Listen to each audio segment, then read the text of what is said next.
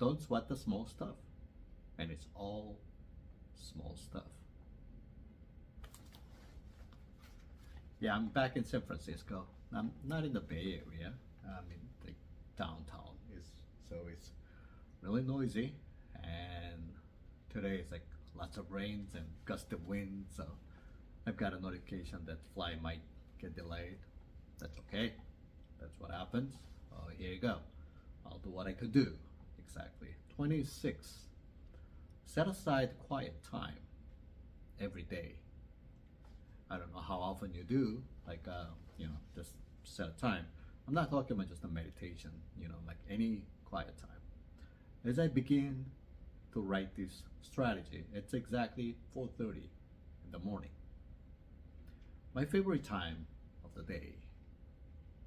I still have at least an hour and a half before my wife and children get up out of bed and the phone begins to ring. At least an hour before anyone can ask me to do anything. There is something rejuvenating and peaceful about being alone and having some time to reflect, work, or simply enjoy the quiet. I've been working in the stress management field for well over a decade. In that time, I met some extraordinary people.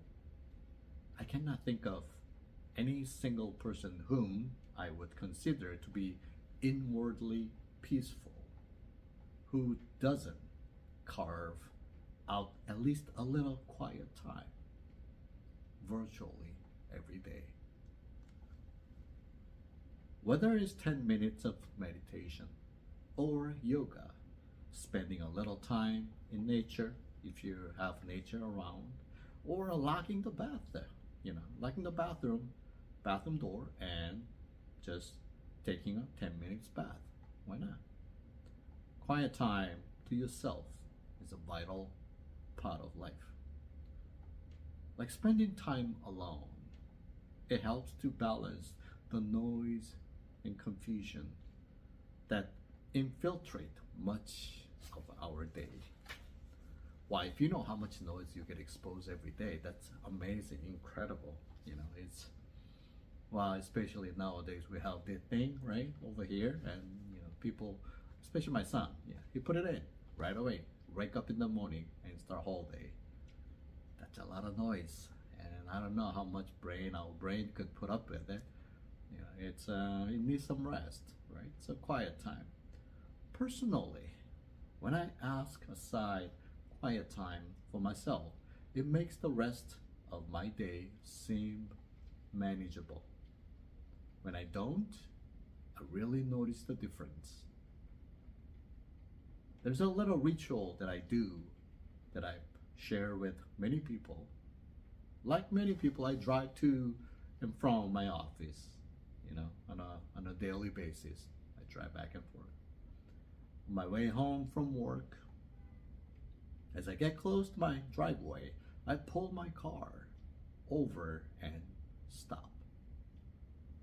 There's a nice spot where I can spend a minute or two looking at the view or closing my eye and breathing. It slows me down and helps me feel centered and grateful. I've shared this strategy with dozens of people who used to complain about having no time for quiet. They would spend into their driveways with the radio blaring in their ears. Now, with a simple shift in their actions, they enter their homes feeling much more relaxed.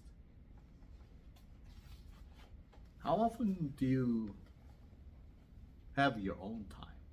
I'm not talking about your own time with listening music or your own time like doing exercise. No, it's still you're surrounded with many different diverse activities while, but I'm talking about just absolute quiet, nothing around you.